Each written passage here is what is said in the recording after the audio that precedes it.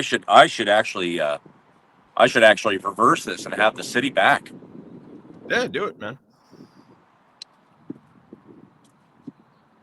like that. Let's see it. Is that Oh good? yeah, there we go. What's up, guys? Dual Coast Podcast. We are live Tuesday morning right now, 8:30 a.m. Eastern Standard Time. Russ is with me, still in Pittsburgh right now.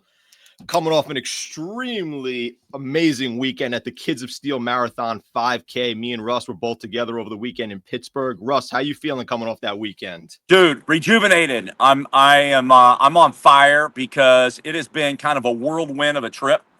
Met with delays, with travel and weather and stuff like that. But you know what? I'm telling you, coming off of a high of 10,000 kids, Yes. 7,000 adults running in just one kids marathon race.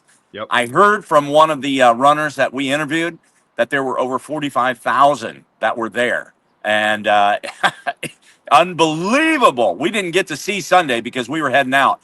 But, what I saw from videos, absolutely amazing. Yeah. How about yourself, man? What are you feeling like? Oh, dude, it was awesome, man. I mean, me and Russ, we did some rapid fire content, running up to people, interviewing them and everything, and it was a lot of fun.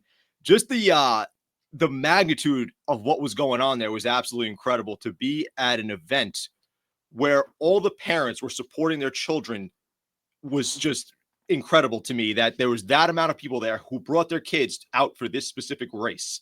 It was a Yes. 5K, guys. It was the biggest race. Russ, correct me if I'm wrong here. This was the most heats they've ever held at the Kids of Steel race, right? 21. This was a 21 heat race. And guys, I would say an estimate of no less than 500 to 1,000 people per heat, something like that. It had to be. So we were at the starting line, me and Russ. We walked around the city. We, interviewed a ton of people. Guys, it was awesome. Awesome. Awesome. We had the Dual Coast booth in Point Park down at the finish line. It was great. Yeah.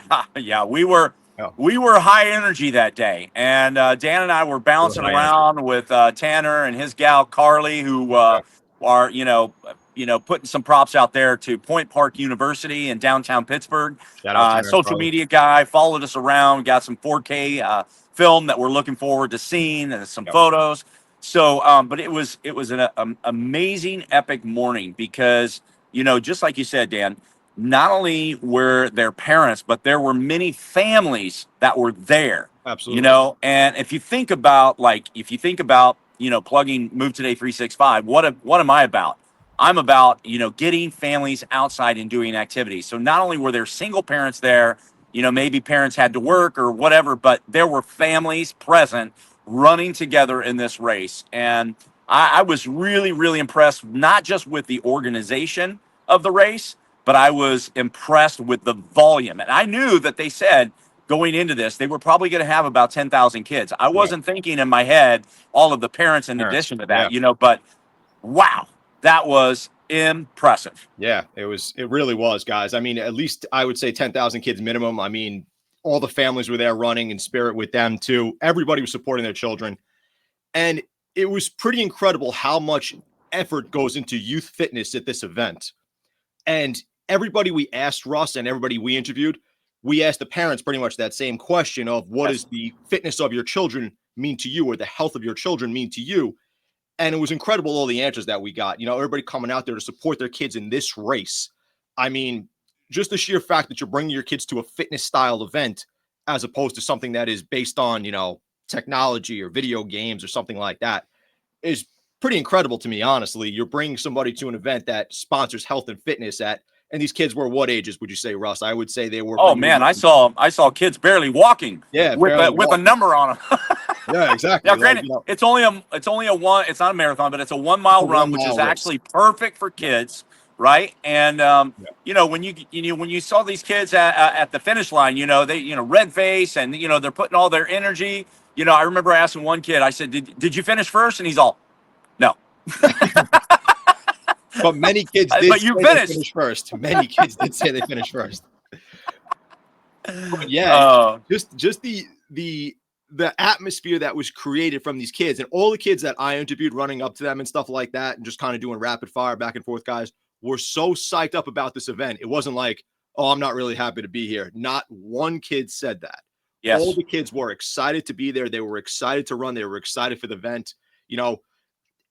every kid took a dual coast bracelet. They were very excited about that. Oh, that was so much fun. That was a lot of fun. Like, honestly, the look on these kids' faces, and it wasn't like, sheer misery of running a mile. It was actually pure excitement of running a mile.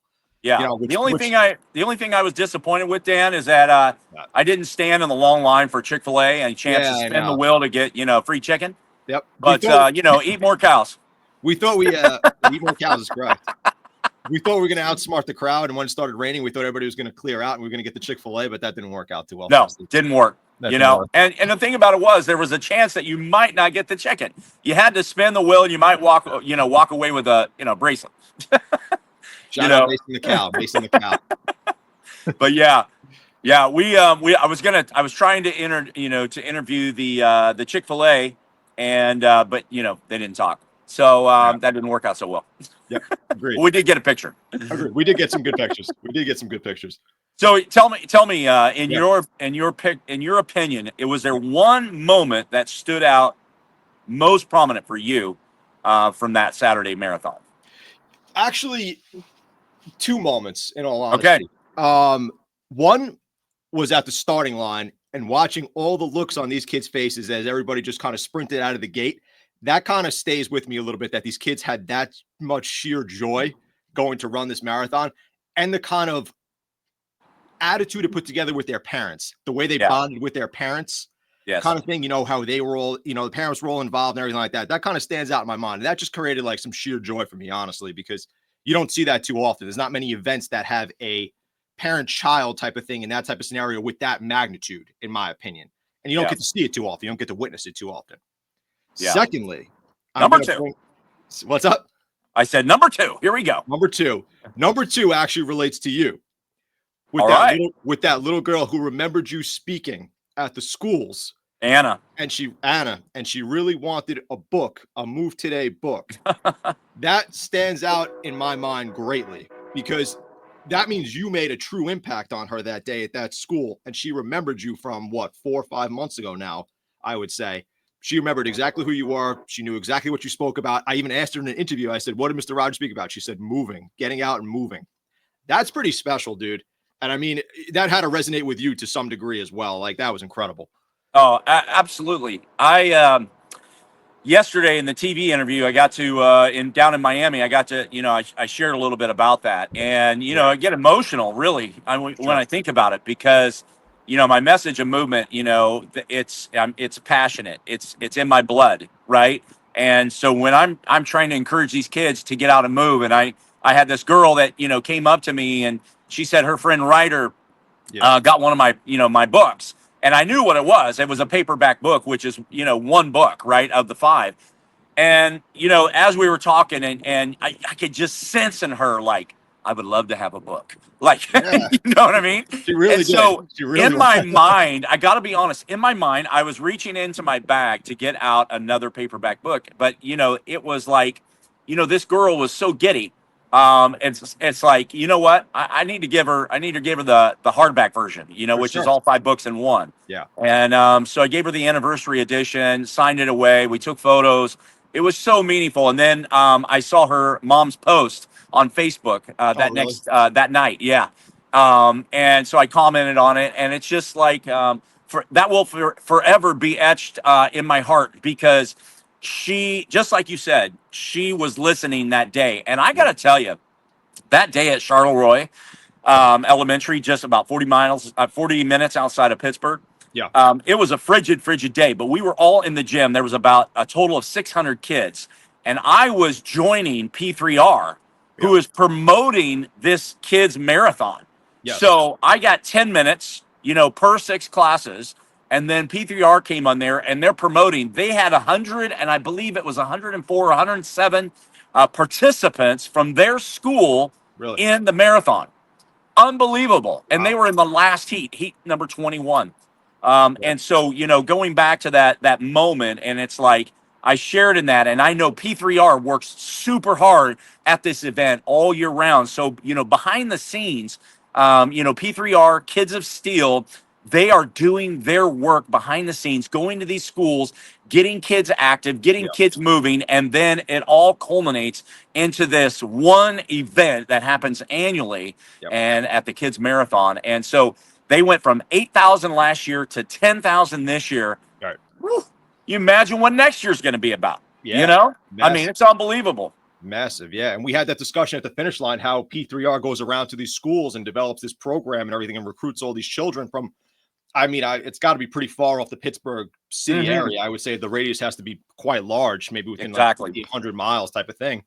And I even said to you when we walked off the finish line, I said, I can't believe they put together such an event with these children and everything from all across the areas. And like you said, I would assume the span probably gets pretty far between schools because as you get outside the city, this areas get more rural.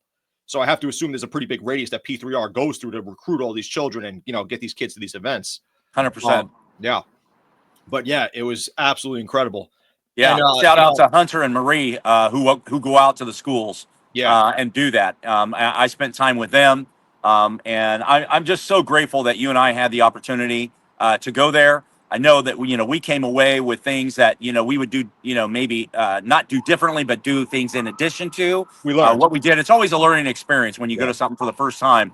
But the impact from that event in my life will be forever etched there, and I will not forget this weekend for sure. Yeah, I 100% agree. Yeah, we definitely learned some valuable lessons just from from a hosting standpoint, I guess you'd say, but also just from like a realistic standpoint, just being there and immersing yourself in what's going on. Like, you learn a bit about what's happening elsewhere than where you are. You know what I mean? Like, as far as the race just happening, like you had no idea. I had no idea about the Kids of Steel race in Pittsburgh that occurs every single year. And it's something to such a high degree. Like, it's incredible just to see it, just immerse yourself in the culture of what's going on. Absolutely. And then, you and I, we had to bolt out of there on Sunday. Yeah. And we were there on the road walking at 7:30 in the morning. Yeah. And you wouldn't believe because there was a half marathon that day and a full marathon that day. Right. And I remember before I even got on the airplane, that race was over. They were already announcing the winner. Oh, really? Yeah, I saw a post before I even got on the. I was on the plane and I was going, and because everything was delayed, right? Yeah. And so it was like 2 extra hours, and it takes those runners like just a little over 2 hours, at least the top ones, to finish. So it was over pretty quick. For sure. Yeah, the foot traffic in the morning was absolutely crazy. With just people, me and Russ, we had to walk a little bit to get a ride out of there. And we stood across pretty much from PNC Park, which was just across the river. But the sheer foot traffic coming across the bridges at 7-something in the morning was unbelievable. Oh, people going in all directions. Yeah, the amount of people that just flooded into the city for this marathon, for whether it be the kids marathon, the half marathon, or the full marathon, was incredible. The volume of the city must have went up by hundreds of thousands of people just for this weekend. Absolutely. Yeah. So if you're in the Pittsburgh area and your school is not connected to P3R and Kids of Steel, you need to.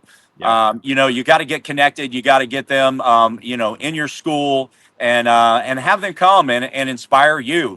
Have me come and I'll inspire you. But the thing about it is it's all about doing what I'm doing right now, which is I've got the blessing of being able to stand on this outdoor patio and to see a beautiful morning because it's been storming the last 2 days here.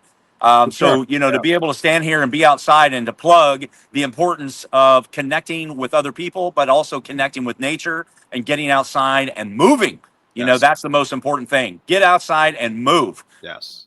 Just for anybody who's confused, we were in Pittsburgh. Russ was in Miami, and he's back in Pittsburgh right now. Just for anybody who wasn't understanding.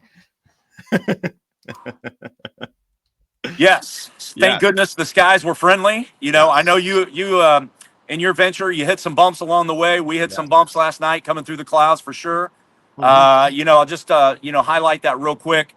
I'm back. The reason I'm back in Pittsburgh is because this afternoon I'm speaking at Fred Aiken School, which I'm just so excited about, to be able to go into their gym and to try to encourage them, to do what we did and what we do, and that's get out and move. And not only to do it, walking or whatever, activity that you want to do outside, but do it with other people, do it with your family, do it with community, do it with friends, get outside and play. Yes. But I went down to Miami and it was just an unbelievable experience. I, again, delayed into Miami, got some rest time in the late evening, sat at the beach and swam in the Atlantic. It was just a remarkable evening. getting up yesterday, taking a 50-minute bike ride, along the coast, and it was just beautiful, and sweating because it was humid. But seeing all of the people, I gotta be honest, Dan. So they have, just like Venice Beach in Los Angeles, they had two different places outdoors that you could get your outdoor, workout in. There's men, there's women. There weren't, kids because they're in school. Right. But there were people out there working out, and this was at about I would say it was between 8 and 9 in the morning. Wow. But there was tons of people out there, kickboxing and pull-ups and sit-ups and all, box Awesome. jumps. Yeah, it was amazing, and then so many people were walking, so many people running, so many people riding bikes. And it was just beautiful to see this and witness, people in South Beach being out there and being active of all ages, right? And sure. so that's what it's all about. It's all about 100%. health and wellness. And speaking of that, what month are we in right now? We are in Mental Health Awareness Month, Russ. Boom, we are.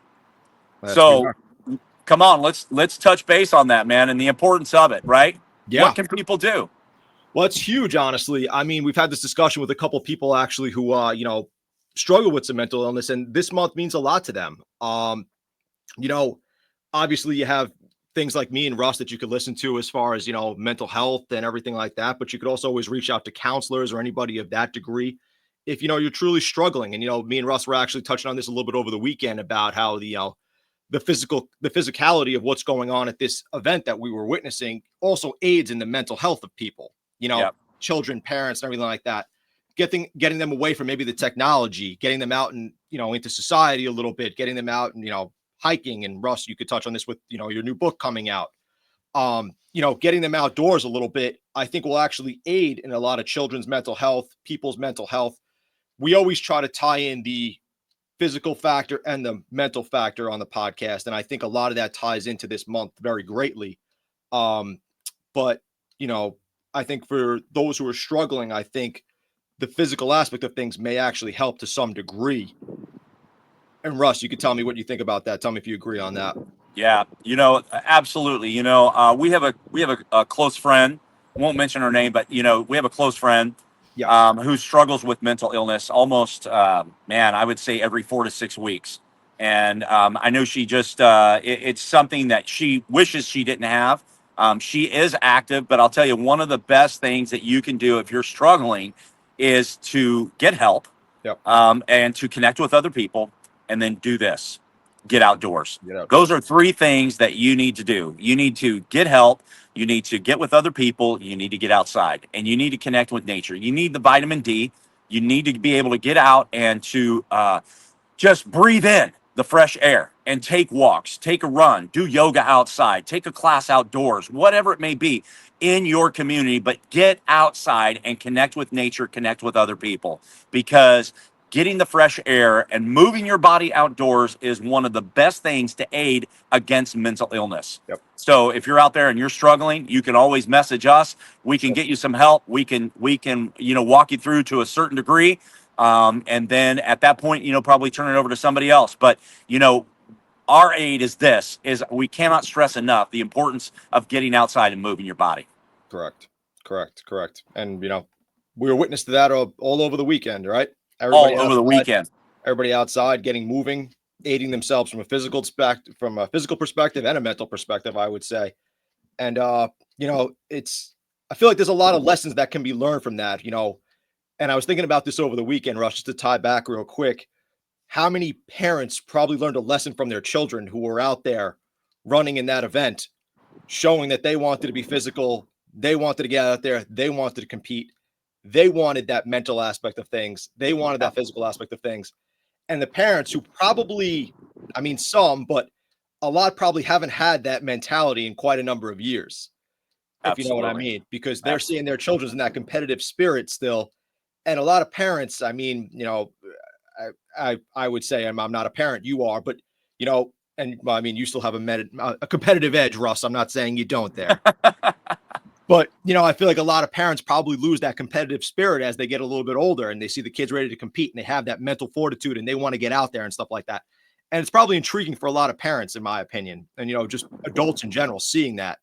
But from a mental health perspective as well, I think a I think that physical aspect of things, getting out in nature, like you said, unplugging yourself, as you say, Russ, getting away from some of the social media, getting away from the computer screens and everything. I think that'll actually help too. And guys, obviously, if you're struggling, you could always reach out to me and Russ at Dual Coast Podcast. You could, connect with other people, as Russ said, but try to get outside, try to walk, immerse yourself in nature. It'll help greatly. And Russ, I'll let you close there. You don't. You tell me. What I observed over the weekend is there are all ages and there are all sizes and shapes. And, there are people that, may work out. There may be people, and I'm talking adults, that may not work out. But the most important thing is they were out there and they were doing it, right? For sure. And so they were wanting to connect. They wanted to be with their kids. They wanted to be a part of this great event. And the thing about it is that you can host one of these events in your own community. You don't even have to host a marathon, because believe me, I know the work that goes behind the scenes year around to make this function the way that it is. Think about that. 45,000 people, all of the different entities that are in there, from the medical standpoint, from ambulances and police and fire trucks, safety, the barricades. Yeah, I mean, all behind the scenes, all the hundreds of volunteers to make this happen. But you can also do something else in your community, and I'm going to plug Community Strides right here. One time a month on the second Saturday, you can get a free event going in your community called Community Strides. Now, it's only one time a month, but it's an opportunity for you to connect with your family, connect with friends, connect with colleagues, connect with community. And it's a simple 2-mile walk in your community that happens on the second Saturday of every month. Yep. So you can do this. You can DM me at MoveToday365, MoveToday365. Almost gave you my website.com. But you can DM me of how to go about in getting your community involved in walking in Community Strides. So you don't have to do this large event. You can do a smaller event, and you can do it one time a month, but it's just something to just get you out and get you going each and every month, which the next one is coming up very, very shortly on May the 10th. Let's go. Boom. Let's go. Let's go. But the most important thing that you can do for your child, and this is what I say in terms of what I'm doing, is that it's for those parents that are out there that are thinking about having kids, or maybe you're pregnant or whatever. The most important thing you can do is for the generation to come is to set the example at an early age. Now is the time. Now is the time for you to get yourself going and fit and moving, and don't just relax because you had a baby. Train up that child in the way they should go, and get them active, get them moving, get them going. Even as an infant, you can put them in a pack. You can put them in your stroller. You can walk with them, and you can show them the great outdoors. I mean, look at what's behind me. I mean, this is unbelievable. Yeah, 100%, man. And that's something we touched on before, saying how much these parents of these children who are very young age, they want to instill that fitness aspect into them, that health and wellness mentality on such an early age. I mean, we saw parents. I mean, we interviewed that one woman whose daughter probably was 5 years old, and she wanted to instill fitness in that daughter. You know, she wanted to talk about how she works out every day, and she tries to instill that lifestyle in her daughter at such a young age. And guys, we always close out every show with the statement: "Wellness is not about perfection, but progress." It's right on my bracelet right here, as Russ, as on Russ's bracelet as well. And we actually asked some people about that statement, and the answer is yes, Russ. But a lot of people actually commented on that statement, saying that how true that actually is, and how they try to implement wellness in their everyday life. And it's not about being perfect all the time. It's not about, not waiting on that Chick-fil-A line after a 26-mile marathon. It's not always about that.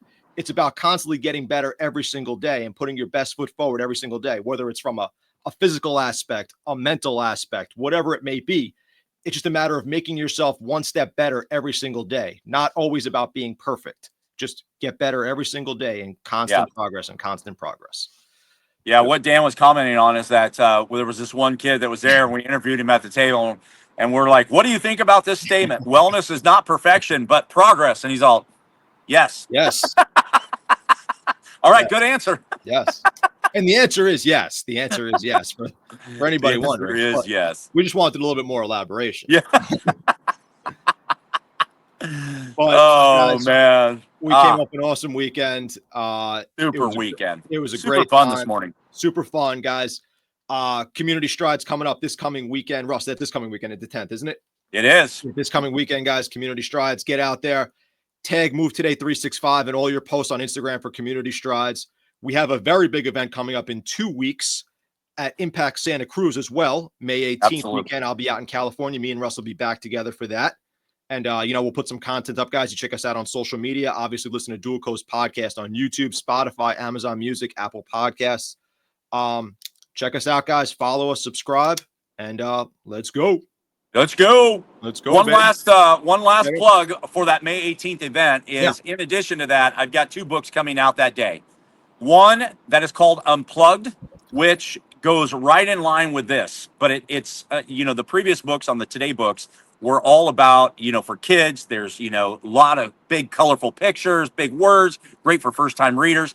This is the why. Unplugged is exactly how it sounds. We need to unplug from devices, get outside and connect with nature, connect with each other, and move our bodies. So check out Unplugged. May 10th, it goes on Kindle for only 99 cents for 3 days. Then Imagine If, which is completely different, 100 statements.